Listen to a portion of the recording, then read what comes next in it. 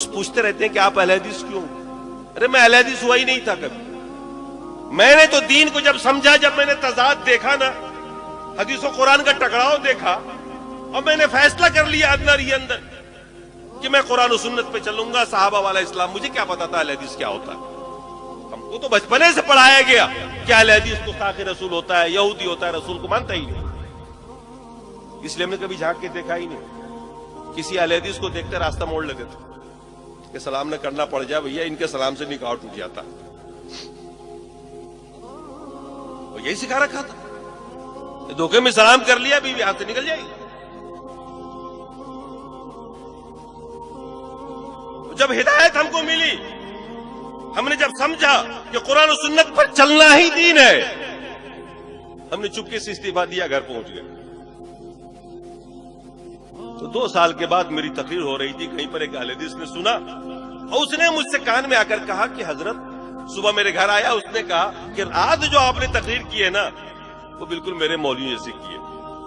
تب دل میں خیال آیا اس کے مولوی کو بھی آزما کے دیکھیں، اور دیکھا، اور تب پتہ چلا کہ یار ہم تو اہل حدیث ہو گئے. یہ اہل حدیث ہونے کے کئی سال بعد مجھے پتا چلا کہ میں تو اہل حدیث ہو گیا. ورنہ تو ہم ڈر ڈر کے، مطلب جسے ہوتا ہے نا کہ ہماری یہاں ایک کہاوت ہے کہ دودھ کا جلا چھاچھ کو بھی پھونک کے پیتا. دودھ سے کسی دن منہ جل جائے نا بلی کا، تو چھاچھ کو بھی پیے گا، تو پھونک پھونک کے پیے گا، کہیں یہ بھی نہ جلا دے. تو ہم تو اتنا حساس ہو گئے تھے کہ ہم تو ایک ایک چیز سوچ سمجھ کر کرتے تھے، قرآن و سنت کو دیکھتے تھے، اور ہم باقاعدہ تجربے کے لیے ان کے بیچ میں گئے. احمدیہ سلفیہ ایک مرتبہ گئے صرف یہ دیکھنے کے لیے کہ یہ لوگ نماز کیسے پڑھتے ہیں. جو ترمذی میں پڑھایا ہوا تھا مشکات میں، جو ایک ایک آداب نماز کے، تو ان میں سے ہر آدمی کو دھیان دیتا رہا کہ ایک ایک ادا جو ان کی رسول سے مل رہی، کیونکہ سب حدیث میں پڑھا چکا تھا. تو قدم بقدم آگے بڑھتا رہا، دیکھتا رہا، اور میں ہو گیا وہ اسلام میں نے قبول کر لیا جو اسلام اللہ نے نازل کیا رسول پر، اور جو اسلام رسول نے صحابہ کو دیا. میں نے کہا مجھ کو اس کے علاوہ کچھ نہیں چاہیے، مجھے کسی کی تفسیر نہیں چاہیے، کسی کا بیان نہیں چاہیے. اور آج الحمدللہ میں اپنا ہر مسئلہ قرآن و سنت سے ہی حل کرتا ہوں. حالانکہ فقہ کا استاذ رہا، مفتی رہا، رات دن کا کام ہی وہی تھا میرا، تعویلیں کرنا، مسائل کو ادھر ادھر کرنا. اللہ نے نجات دی، اور جب معلوم ہو گیا کہ میں اہل حدیث ہو گیا ہوں تو بڑی خوشی ہوئی اس دن. میں نے کہا دنیا میں اکیلا نہیں ہوں. اس سے پہلے سب سے زیادہ غم جو تھا مجھے وہ یہ تھا کہ میں اکیلا ہوں، کوئی ساتھی نہیں ہے. مجھے کیا پتا تھا کہ اتنی بڑی جماعت ہر جگہ پر راہ حق پہ چلنے والی جماعت ہے، نجات پانے والی جماعت ہے، قرآن و سنت پر چلنے والی جماعت ہے. یہ ہمیں علم نہیں تھا، اور اس کی وجہ یہ تھی کہ ہم آپ سے دور تھے، اور دور اس لیے تھے کہ ہمارے لوگوں نے یہی سکھا رکھا تھا کہ ان کے پاس مت بیٹھنا. اور جب ہوئے، اللہ نے ہدایت دی، کھلے، تو پھر مصیبتوں کے پہاڑ ٹوٹے. آج تک میرے اوپر سوشل بائی کارڈ ہے، لیکن میں نے کہا کوئی پرواہ نہیں، جنت ملے گی نا، ادھر کی گارنٹی ہے نا.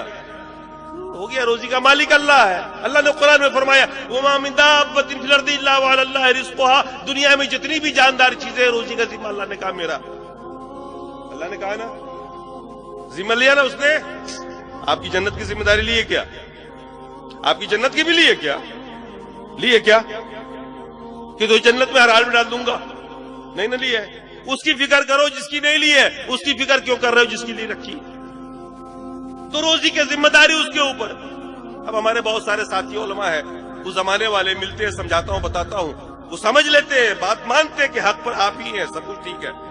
لیکن بھئی آپ کے یہاں تو معاملہ بڑا خراب ہے، نہ نذرانہ ہے، نہ فاتحہ ہے، نہ میلاد ہے، وہاں تو لے دے کے سو کی تنخواہ ہے، ہمارا گھر نہیں چلے گا اس سے. وہ یہی کہتے ہیں. میں نے کہا ابھی تم مومن نہیں ہو، تم نے اللہ کو رزاق نہیں جانا، تم نے ان کو رزاق جانا ہوا ہے. میں نے کہا علماء اہل حدیث بھی کم موٹے نہیں ہوتے ہیں، وہ بھی کھاتے ہیں، اور عوامی ماشاءاللہ خوب کھا رہی ہے، اللہ کا روزی دیا ہوا ہوتا ہے. میں نے کہا ڈرو مت، اگر واقعی اللہ سے محبت کرتے ہو تو اللہ کے قرآن کو پڑھو، رسول کی حدیث کو پڑھو، اور آ جاؤ میدان میں، چل پڑو اس کے اوپر. کسی ملامت کرنے والے کی ملامت کی پرواہ مت کرو. دنیا کیا کہہ رہی ہے، خود کو یہ دیکھو کہ اللہ تمہیں کیا کہہ رہا ہے. یہ دیکھو اللہ تمہیں کیا کہہ رہا ہے. دنیا والے کہہ رہے تھے ابراہیم کو، کیا کہتے تھے ابراہیم کے بارے میں؟ کیا کہا انہوں نے؟ جب حضرت ابراہیم نے ان کے وہ توڑا تھا نا، کہا کہ فتن، ایک نوجوان ہے جو ایسا ایسا بول رہا تھا، فتن قرآن میں آیا. لیکن اللہ نے کیا کہا ابراہیم کو؟ کانا امتا، اکیلے ابراہیم کو کیا کہا؟ امت کا. اکیلے ابراہیم علیہ السلام کو کیا کہا؟ لوگوں کی نگاہیں کیا دیکھ رہی تھی؟ ابراہیم ایک جوان ہے اکیلا، لیکن اللہ کیا دیکھ رہا تھا؟ ابراہیم علیہ السلام کو امت. خود کو آپ اللہ کی نگاہ سے دیکھنا سیکھیے کہ اللہ تعالیٰ آپ کے بارے میں کیا کہہ رہا ہے، رسول کیا کہہ رہے ہیں، آپ کے بارے میں کیا چرچے ہیں آسمان پر. یہ مت دیکھیے کہ زمین پر آپ کے بارے میں کیا چرچے ہیں. جنت ادھر سے ملنی ہے، روزی وہاں سے ملنی ہے. سماج کو نہ دیکھیے، رشتہ داروں کو مت دیکھیے. یہ سب سے بڑی رکاوٹیں ہیں. یہی رکاوٹیں مشرکین مکہ کے سامنے میں بھی تھی. وہ بھی اسلام کو سمجھتے تھے، قبول نہیں کرتے تھے. کہتے تھے میں نے اپنے باپ داداؤں کو ایسا کرتا ہوا نہیں دیکھا. میرے دوستو، خیر اسی میں ہے کہ اللہ کے پیغام کو پڑھو، چلو رسول کی حدیث کو پڑھو، اس کی اتباع کرو، دین پر چلو.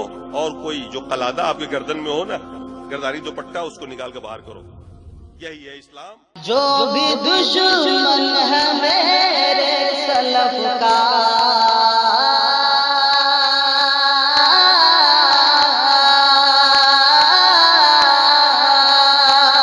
جو بھی دشمن ہے میرے سلف کا، جل رہا تھا جلا ہے جلے گا. مسلک سلفیت کا شرارہ،